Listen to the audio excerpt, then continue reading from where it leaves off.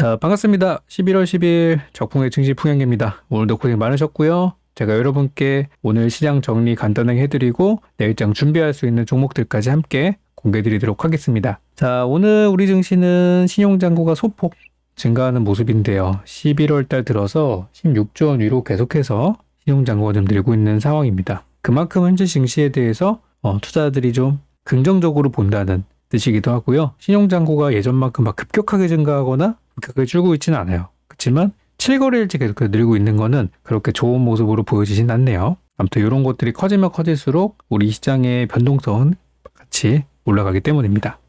오늘 증시 분위기를 이어서 보게 되면 어제 제가 뭐라 그랬었냐면 우리 증시가 상승 추세이지만 약간 정체기가 올 수도 있습니다 라고 어제 말씀드렸어요. 그리고 오늘 정체가 살짝 나왔죠. 오늘 옵션 만기일이라 그런 것도 있고요. 이따 이제 오늘 밤에 미국에서 소비자 물가지수가 발표되는데 그거에 따른 우려 때문일 수도 있어요. 그래서 아직 지표는 나와봐야 아는 거니까 약간 우려감들이 반영이 됐다 생각하고 저는 일단 우리 증시는 여전히 오르고 있지만 과정에서 약간 눌림목이 살짝 발생했다가 다시 오를 수 있다. 이렇게 현재 장 분위기에 대해서는 방향성에 대해서 언급을 드리겠습니다. 자, 오늘 시장은 개인 매수장이었었죠. 분명히 아침에는 기관들이 들어오는 걸 봤는데 장 후반부에는 거의 개인들만 사는 모습이었어요. 그러다 보니까 개인이 많이 사는 장에서는 뭡니까? 전날 상한가 같던 종목들이 마저 가기도 하고요. 시장의 이제 주요 테마들. 오늘 같은 경우는 네옴시티가 사실상 거의 주도 종목이었다 보니까 이런 것들이 이제 급등을 많이 했어요. 그리고 정부 정책주로서 수소 관련주들도 좀 오르는 모습이었습니다. 풍력은 이번에 이제 중간 선거 끝나고 나서 오르는 종목들이죠. 그리고 이제 실적주로 FNF 홀딩스라는 종목이 우리 스포츠 브랜드 MLB라고 아시죠? 야구팀 로고 그려져 있는 거 MLB 실적이 좋아진다 그래서 실적 때문에 상한가 가는 종목이 나오기도 했습니다. 굉장히 이거는 좋은 소식이라고 저는 생각합니다. 자, 그래서 상한가 종목들에 대해서는 잠시 후에 다 분석해 보도록 하고 자, 내일은 11월 11일 빼빼로데이가 아닙니다. 빼빼로데이가 아니라 이제 농업인의 날이라고 우리 좀 바꿔줘야 될 것 같아요. 그래서 원래는 이제 빼빼로데이나 이런 이벤트가 있을 때 우리 또 유통업계, 편의점이나 제과업계 이쪽에 있는 실적이 일시적으로 늘어나는 이벤트긴 한데 수능도 있다 보니까 이제 수능이랑 같이 엮어서 보통 이때 이벤트가 잘 진행이 되는데 이번에 이태원 참사 때문에 우리 젊은 친구들 사이에서 그런 어떤 축제를 좀 자제하는 분위기인 것 같습니다. 그래서 저런 빼빼로데이 특수 이런 건 없을 것 같고요. 내일 또 우리 지인분들께 빼빼로 그렇다고 해서 빼빼로 하나 사주면서 마음 표현하는 거는 나쁠 거 없잖아요. 그래서 빼빼로 과자 하나 사다 주던가 아니면은 가래떡이라도 이렇게 전달하는 그런 마음을 전달하는 날이 됐으면 좋겠습니다. 내일은 이제 중국의 광군제입니다. 광군제는 11월 11일이고요. 일자가 4개가 있잖아요. 이게 이제 외롭게 서 있는 사람인 같다 그래가지고 중국에서는 이런 이제 독신들을 위한 쇼핑 시즌으로 시작했던 광군제가 지금은 그냥 연말 그냥 쇼핑 대목이 돼버렸죠. 그래서 미국에 블랙 프라이데이가 있고 중국에는 광군제가 있습니다. 그래서 중국 광군제가 이번 시진핑의 임기 3기 이후 처음 나오는 광군제이기 때문에 얼마나 여기서 많은 매출이 나오느냐가 중국의 경기 회복이 얼마나 되느냐의 지표로 활용이 되게 됩니다. 그래서 결과치는 아마 내일 밤쯤 첫날 매출 얼마 찍었다 이런 내용들도 있을 거고요. 또 다음 날까지 좀 이어지고 주말까지 계속 이어지는 분위기니까요. 중국에서 나오는 소식들을 지켜봐야 할 것 같습니다. 사실 광군제 이벤트는 이미 중국에서 한 달 전부터 시작을 했어요. 11월 11일 그날만 할인하는 건 아니고 전후 한 달 정도 이렇게 연말까지 쭉 그 쇼핑 시즌이라고 합니다. 미국에서도 블랙 프라이데이가 딱 하루가 아니라 디데이 전후로 한 달씩은 그냥 쇼핑 시즌인 것처럼 같은 개념이에요. 우리나라 기업들 중에 이제 중국 시장에 진출해 있는 화장품 기업들 이런 기업들이 최근에 주가가 올라간 이유도 바로 이 재료 때문이었죠. 다음은 별 내용은 없습니다. 내일은 그거 말고는 이제 독일에서 10월달 CPI 발표가 나올 예정이고 영국은 3분기 GDP 예비 수치가 발표가 되면서 이제 유럽 증시가 좀 한 번 또 휘청일 수도 또는 환호할 수도 있는 그런 재료가 내일 있습니다. 왠지 느낌상으로는 내일도 오늘처럼 개별 테마주들이 많이 갈 것 같은데요. 자, 오늘 제가 관심 갖고 있는 종목은 이 종목인데요. EV 첨단 소재라는 종목입니다. 이거는 추천주가 아닙니다. 추천주가 아니고 제가 나름 이제 분석을 한 내용을 드리는 거니까 주주분들 최근에 갑자기 하한가 가고 이래서 좀 당황하실 것 같아서 좀 정리를 한번 해봤습니다. EV 첨단 소재라는 종목은 이제 사명이 중간에 바뀌기도 했고요. 한때는 쌍용차 인수한다 그래가지고 그 관련주로 올라갔던 적이 있었던 종목이기도 합니다. 과거 이름은 액트라는 이름이었습니다. 액트라는 종목이었고요. 예전에는 뭐 배터리 관련주로도 움직였던 적이 많이 있었어요. 자, 근데 이게 지금 뭐가 문제가 생겨서 지금 막 하한가까지 갔는지 그 과정을 설명을 드릴 텐데요. 원래 이 EV 첨단 소재라는 종목이 올해 작년 말에 무상증자도 하고 막 그러면서 난리쳤던 종목인데 올 초에 주가 분위기는 나쁘지 않았었어요. 올 초에. 그러다가 중간에 이제 쌍방울이 원래 EV 첨단 소재 지분을 갖고 있어가지고 그것 때문에 이제 쌍방울 관련주로 엮였었죠. 근데 쌍방울이 이번에 쌍용차 인수 시도를 했다가 결국 배드 엔딩으로 끝났죠. 정말 안 좋은 결과가 나오게 되면서 지금 막 뭐 법정을 들락거리고 있고 결국 쌍용차는 KG그룹이 가져갔죠. 그래서 그때 이제 실패했다라는 그런 이미지가 좀 남아 있어요. EV 첨단 소재 좀 억울할 수도 있습니다. 사실 그런 내용이 아니었다면 올해 조용히 있다가 여기 제가 적어놨던 요 재료들 대만의 전고체 배터리 기업인 프롤로지움에 투자한 이런 이력들 때문에 전고체 배터리로 갔었을 수도 있고요. 그리고 최근에 전고체주 잘 가잖아요. 뭐 이수학 뭐 이런 거. 2024년도에 나스닥 상대 목표이기 때문에 상당히 기대되는 부분이라고 할 수 있어요. 물론 굉장히 먼 미래긴 합니다만. 그리고 리튬 플러스라는 회사에 투자하게 되면서 리튬 관련주로도 볼 수 있었어요. 근데 최근에 리튬 관련주는 뭐 미래 나노텍이나 금양 같은 거는 지금 신고가를 가는 거에 비해서 하이드로 리튬이라는 종목도 막 신고가를 가는데 얘만 아작이 났습니다. 그러면 아니 걔네들은 가는데 얘는 왜 못 가냐 그럴 수 있어요. 그 이제 내막에는 요 이제 정말 복잡한 지배 구조가 좀 숨겨져 있는데요. 최근에 EV 첨단 소재가 2대1 무상감자와 350억 원의 주주 배정 유상증자를 결정을 했습니다. 자, 근데 이 회사는 여기 있잖아요. EV 첨단 소재는 대주주가 넥스턴 바이오예요. 그리고 넥스턴 바이오의 대주주가 스튜디오 산타클로스고요. 스튜디오 산타클로스의 대주주가 SL 바이오닉스라는 회사고요. SL 바이오닉스의 대주주가 SL 바이오 홀딩스인가 아마 그래요. 걔는 이제 비상장사입니다. 자, 이런 구조로 되어 있는 정말 이 작전하는 사람들이 좋아하는 정말 쉽게 말하면 작전주죠. 이런 게 예전에 그 초록뱀 그룹주들 그 원영식 회장이 끌고 있는 그런 것처럼 이것도 똑같아요. 이것도 상황에 보면 전형적인 이제 소형주 주가 띄우기 막 그 유상증자나 뭐 전환사채로 돈 벌고 막 그런 회사입니다. 자, 근데 문제가 아까 전에 이제 말씀드렸던 전고체도 급등했고 리튬도 급등했고 뭐 쌍용차 관련주도 다 급등을 했는데 얘가 요즘 상태가 좀 안 좋은 이유가 바로 요 구조의 꼭대기에 있는 SL 바이오닉스라는 회사가 현재 상패 가능성이 있어서 이것 때문에 좀 주가가 좀 맛이 가고 있는 상태예요. 그리고 이제 스튜디오 산타클로스나 넥스턴 바이오 내려갈수록 재무 상태가 좋아지긴 하는데 다이나믹 디자인이 이제 제일 아랫단에 있는 기업인데 얘는 이미 올 초에 감자를 해가지고 리스크를 좀 줄여놓긴 했어요.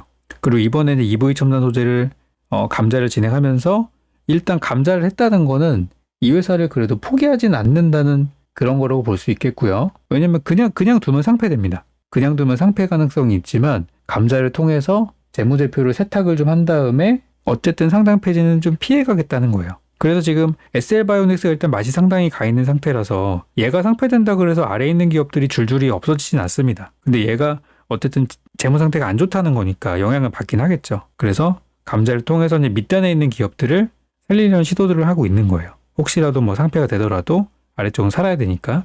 자, 그래서 이제 내용을 보면 이런 것들이 있는데 최근에 이제 적자 기업들에 대해서 좀 우려의 목소리가 나오고 있습니다. 뭐냐면 4년 연속 적자 기업인 경우는 관리 종목 지정이 되고 관리 종목인데도 재무 구조가 개선되지 않으면은 이제 상폐 심사로 들어가게 됩니다. 근데 이미 아까 말씀드린 SL 바이오닉스가 지난 3월달 올해 3월이에요. 올해 3월달에 연간 실적이 나오면서 이미 4년 연속 영업 손실을 이유로 관리 종목 지정이 됐습니다. 근데 올해도 만약에 흑자가 되지 않는다면은 이 소액주주 9,800명은 그냥 이제 휴지 조각을 들고 이렇게 되는 거니까 상태 안 좋다는 거죠. 그리고 아래 적어놓은 기업들도 이거 재무구조 개선 안 되면은 그죠? 안 좋은 결과가 되는 거예요. 그래서 지금 이제 하고 있는 요 무상감자라는 게 이제 지금 관건인데 재무제표를 세탁하는 거 쉽게 말하면 무상증자라는 거는 하게 되면은 사실 달라지는 건 아무것도 없는데 말 그대로 재무제표만 바뀝니다. 무슨 얘기냐면 자본금이 좀 줄어요. 자본금을 수치상으로 줄인 다음에 시가총액이랑 자산총액은 그대로 둡니다. 그러면 정해진 비율, 아까 2대1이라고 했었잖아요. 그럼 2대1 무상감자를 하는 경우는 자본금을 반으로 쪼개고 정해진 비율, 만약 2대1이라고 한다면은 주식 수를 반으로 쪼갭니다. 그리고 주가를 2배를 올려줘요. 결과적으로만 보면 중간에 복잡한 과정이 생략하고 결과로만 보면은 2대1 무상감자를 하면은 여러분이 100주를 갖고 있으면 50주가 되겠지만 주가가 그만큼 2배가 올라가기 때문에 결국엔 또이또예요. 여러분이 갖고 있는 전체 주식 비중이나 이런 거는 똑같아요. 수치만 달라지는 거예요. 그래서 재무제표 왜 세탁이라고 얘기를 하냐면은 영향을 주는 항목이 자본금만 줄여요. 자본금만. 그러면 전체 부채에서 자본금이 줄어들기 때문에 이 부채 비율 자체가 변경이 되고요. 그리고 유보율이라는 게 있는데 유보율도 이 자본금 항목이 있으니까 유보율 자체도 변화가 될 수 있어요. 그러면 들고 있는 금액이 자본금 대비해서 얼마냐 있느냐가 유보율인데 자본금이 줄어드니까 유보율이 높아질 수가 있겠죠. 이런 식으로 재무제표를 좀 세탁하는 게 이제 무상감자입니다. 달라지는 거 아무것도 없어요. 그래서 그냥 이렇게 표현을 해요. 근데 간혹 이제 뭐 이번 케이스는 아닙니다만 유상감자라는 게 또 있어요. 유상감자는 자본금이랑 시가총액이 줄어드는 아까 말씀드린 무상감자는 시가총액 그대로입니다. 유상감자는 시가총액 줄어들고요. 주식수 감소를 하고 요 경우는 주식을 소각을 시켜버려요. 그냥 없애버리는데 대신 그거를 주주에게 현금으로 주기 때문에 요 경우는 ROE, 자기자본 이익률이나 EPS 같은 주당 순이익이 상승하는 효과를 주게 됩니다. 요 경우는. 그리고 이 주식 소각 비용, 유상 소각 대금이라고 하는데 이거를 이제 얼마나 주냐에 따라서 보통 현 주가랑 비슷하게 주거든요. 그거에 따라서 주가는 만약에 대금이 더 높다 그러면은 주가는 좀 다운될 수 있고 주식 소각 대금이 주당 얼마 주기로 했는데 그게 현재가보다 낮다 그러면은 나중에 이제 거래가 재개될 때 거래 정지 끝나고 거래가 재개될 때 주가를 올려주는 경우들도 있어요. 그런 경우 있는데 굳이 따지자면 유상 감자가 좀 더 좋다라고 얘기는 해요. 근데 무상 감자도 잘된 케이스들이 제법 있기 때문에 꼭 정해진 대로 생각할 필요는 없는 것 같아요. 그래서 최근에 이제 무상 감자 사례를 좀 보고 싶은데 이거는 제가 실제로 매매했던 거기 때문에 말씀 좀 드리면은 형지 INC라는 종목이 있었고 메디콕스라는 종목이 있었어요. 두 종목 다 올해 2022년도에 무상 감자를 시행을 했습니다. 그리고 중간에 끼어가지고 막 유상증자도 같이 하고 막 그랬었는데요. 주가를 한번 볼게요. 이 두 회사들의 공통점은 감자가 발표된 직후에 급락을 했어요. 그리고 감자가 완료된 후에 급등을 했는데 메디콕스는 감자 완료되고 주가가 3배가 됐습니다. 200%를 뛰었고요. 형지 INC는 감자가 완료된 후에 현재 진행 중으로 보이는데 현재는 이제 2배까지 올랐어요. 100%가 올랐다는 얘기죠. 그래서 이번에 EV 첨단 소재는 조금 사정은 다릅니다. 그렇지만 좋은 기회가 될 수도 있다고 생각이 들어요. 만약에 회사가 망하지만 않는다면. 그래서 좀 상황을 보면은 이거부터 한번 볼게요. 일단 메디콕스를 보게 되면요. 메디콕스의 주가가 이렇게 움직입니다. 처음에 감자 발표가 됐을 때가 이때예요. 확대해서 보면은 이때입니다. 갑자기 청천벽력이죠. 멀쩡한 기업에 감자가 발표가 돼가지고 주가가 갑자기 하락하는 일이 있었어요. 그때가 요 날입니다. 근데 이 종목은 하한가까지 가지는 않고 26%대까지만 가고 하한가까지는 가지는 않았어요. 그리고 발표가 난 뒤로 급락을 했지만 물론 이 전날 시간의 거래에서는 하한가 갔어요. 그리고 다음 날에 이제 급락을 했지만 그때로부터 쭉 주가가 올라가서 약간의 시세가 있기도 했었어요. 그렇죠? 바닥에도 좀 올라가더라고요. 그러고 이제 이 감자를 진행하기 전에 거래 정지 기간이 보통 뭐 한 달 내외로 소요가 됩니다. 그리고 요 거래 정지가 되기 직전에 한번 이제 급락이 나와서 이제 거래 정지 된다니까 아마 좀 무서운 사람들도 있었겠죠. 주가가 이제 급락이 한번 나왔어요. 그리고 요 날을 기점으로 해서 이제 감자를 진행하기 위한 거래 정지가 진행이 됐습니다. 자, 그리고 시간이 지나고 감자가 끝났어요. 메디콕스의 경우는 10대 1이었어요. 1대 10, 10대 1. 그러니까 모두 다 10분의 1로 쪼개고 주가를 10배로 띄우는 작업이었어요. 그러니까 감자하기 전에 이 회사는 여기 주가는 이미 감자가 끝난 가격이기 때문에 5,000원대라고 나와 있지만 원래 500원까지 내려왔던 종목이었어요. 10분의 1이어서 10대 1이어서. 그래서 감자 첫날에 급등이 나오기도 했고 이렇게 가다 서다를 반복하다가 주가가 올라갔는데 이 당시 터졌던 재료가 뭐냐면 의료용 대마라는 재료였어요. 그래서 주가가 요즘도 핫하잖아요. 대마 얘기만 나오니까. 그래서 5,000원대에서 시작했던 이 주가가 5,400원대 시작했던 주가가 오르고 올라서 10,000원 찍고요. 2배 갔다가 조정 한번 시게 주고 다시 올라서 어디까지 갔냐면 15,000원 근처까지 갔어요. 거의 3배 가까이 갔죠. 그리고 나서 이제 조정을 받았는데 그 뒤로도 종종 반등이 나오면서 추세가 완전히 죽지 않은 흐름들이 나오고 있어요. 그러니까 이 회사는 어떻게 보면은 감자가 진행되고 이제 기사회생을 한 거죠. 재무 상태를 보면은 완전 적자 회사예요. 좋지가 않아요. 다만 연간 기준으로 봤을 때는 19년도쯤에 한번 흑자를 내놨기 때문에 지금 20년도 적자, 21년 적자가 나와도 일단은 피해갈 수 있는 상황이긴 합니다. 상장 폐지라는 것에 대해서. 그런 상황이기 때문에 어차피 상패 대상은 아니었어요. 그냥 이제 재무구조 개선을 좀 시켜놓은 것 뿐입니다. 그리고 이제 형지 INC를 보게 되면은 형지 INC도 최근에 감자가 있었고 이 경우는 3대1 감자를 했어요. 그래서 얘도 감자 발표가 나온 다음 날 갑자기 보통 이런 공시는 또 시간외에서 나오거든요. 여기 전날 시간외 거래 하한가 맞고 다음날 아침에 3대1 무상감자 소식에 주가가 급락을 했는데 이 경우 하한가까지 가진 않고 19%대에서 멈췄어요. 그리고 그 다음에 주가가 슬슬 올라서 거래 정지가 되기 전까지 상승이 제법 나오다가 꽤 나왔어요. 한 뭐 30% 정도 나오다가 거래 정지 이제 하기 며칠 전부터 급락이 나와서 이렇게 정지가 들어갔습니다. 이때죠. 그리고 감자 과정이 끝나고 나서 첫날에 상한가를 갔고요. 그 다음날이 연달아 또 두 번째 상한가를 갔어요. 급등이 나왔죠. 그리고 나서 조정을 줬지만 다시 한번 올라가면서 이렇게 급등이 나왔는데 이 과정에서 이제 유상증자도 있었어요. 유상증자도 같이 진행을 하다 보니까 아까 EV 첨단소재도 유상증자 플러스 감자를 진행한 건데 이제 똑같은 케이스라고 보시면 됩니다.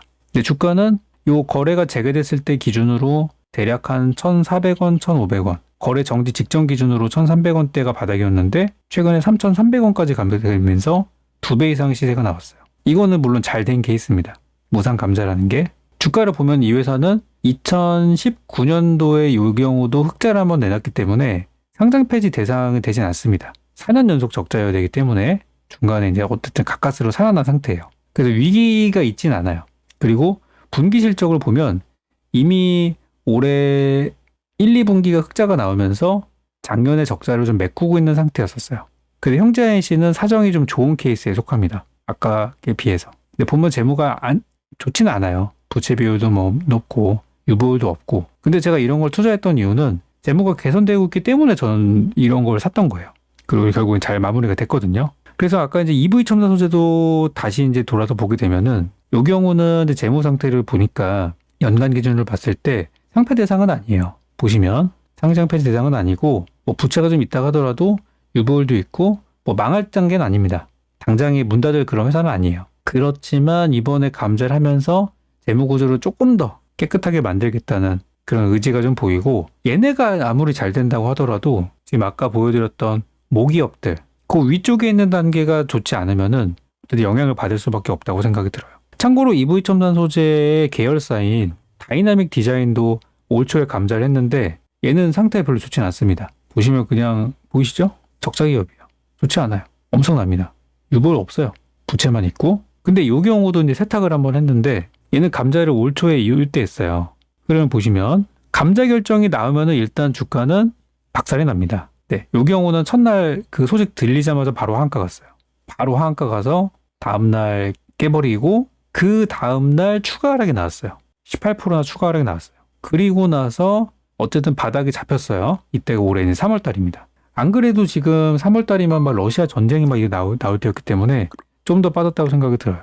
그리고 그 뒤 주가를 잘 보시면 질질질질 세다가 거래 정지가 들어가기 전에 감자한다고 했는데 감자된 그 첫날에 샀어도 수익이었어요. 결국에는. 이때 보시면은 뭐 이런저런 테마를 엮여가지고 그때 이제 쌍용차 재료가 붙어가지고 원래 갈 단계가 아니었는데 막 올라간 일이 좀 있었습니다. 그리고 이제 감자가 일정이 있으니까 거래 정지가 되기 전에는 좀 물량이 또 빠집니다. 그래서 감자 발표가 나오고 나서 급락한 거는 웬만한 기업들이면 공통이에요. 그리고 좀 빠졌다 바닥 잡히고 어떤 재료로 이제 올라왔는데 예전에 메디콕스나 형제INC도 약간 그렇더라고요. 거래 정지 되기 전에 한 번은 좀 시세를 댔다가 이렇게 이제 급락하는 경우들이 나왔었어요. 그리고 거래 정지가 끝나고 나서 오픈을 했습니다. 오픈했는데 이 경우는 바로 가지는 못하고 이때 이제 쌍용차 어쩌고 한참 나올 때로 기억을 하는데 끝나고 나서 주가가 바로 가지 못하고 상당히 오랫동안 횡보와 하락기를 거쳤어요. 아시겠지만 6, 7월 달은 우리 증시가 안 좋기도 했었죠. 그리고 나서 아주 그냥 박살을 낸 다음에 최근에 이제 다시 이렇게 급등을 하면서 이상급등이죠. 어떻게 보면 여기 전환사채 전환청구권 행사했다 그래서 재무구조가 개선될 거라 뭐 좋을 수도 있지만 그렇다고 상한가를 지금 이렇게 4방씩이나 갈 재료는 아니거든요. 아무튼 이런 식으로 이런 거 저는 다 계획되어 있었다고 봐요. 그래서 결국에 감자 발표가 나오고 나서 주가가 급락하고 거래 정지가 되기 전에 시세를 한번 냈으며 거래 정지 직전에는 주가가 급락을 하고요. 감자가 끝나고 나서 주가가 올라가는 시나리오는 결국에는 이 종목도 맞아떨어지는 결과가 됐어요. 물론 이제 지금은 마탱이가 가고 있지만 그 1년의 과정이 끝나고 어찌 보면 이제 이거 하고 다들 빠이빠이 하고 이제 그죠? 문 닫을 수도 있습니다. 그런 상황이기 때문에 지금 이번에 EV 첨단 소재도 마지막 그런 거를 좀 하지 않을까 그런 생각이 들기도 해요. 왜냐면 올해 그렇게 많이 뜬 적이 없잖아요. 참고로 다이내믹 디자인이 요 마지막 피날레가 요게 몇 방짜리예요. 상한가 거의 4방짜리. 4,000원대 3,000원까지 내려왔던 주식을 16,000원까지 끌어올리는 이런 짓을 했단 말이에요. 그리고 이제 장렬히 전사할 수도 있습니다. EV 첨단 소재는 그렇게 하기에는 이렇게 많이 오른 적이 없어요, 사실은. 그렇게 띄우지도 않았고. 물론 요게 띄웠다고 하면은 뭐 그럴 수도 있지만, 그래서 EV 첨단 소재는 저는 뭐 더 좋은 종목이 많습니다, 우리 증시에. 좋은 종목이 많은데, 만약에 이걸 들고 계신 분들이라고 한다면, 어차피 손실이 지금 뭐 어마어마하실 거니까, 저런 시나리오로 갈 수도 있다는 거를 소개를 드리는 거고요. 또 강심장이신 분들은 또 투자 들어갈 수도 있겠죠. 저도 관심이 있으면 할 수도 있는데, 그럴 수도 있다는 하나의 또 그런 시나리오를 설명드리는 거니까, 부디 잘 마무리됐으면 좋겠습니다. 자, 오늘 영상은 여기까지고요. 저는 또 내일 또 좋은 소식으로 돌아올 거고요. 제가 요즘 우리 어플이죠. 주식 용어 사전을 통해서 여러분께 장 전에 개장과 동시에 좋은 종목들을 소개해드리고 있습니다. 어제는 제가 개장 초 8시 56분에 두산 에너빌리티를 드려서 오늘 에너빌리티 잘 갔죠? 어제 아침에 사신 분들은 어제는 한 3% 정도 올랐고 오늘 한 4% 정도 올라서 뭐 대박 수익은 아니지만은 조금만의 수익을 챙길 수가 있었어요.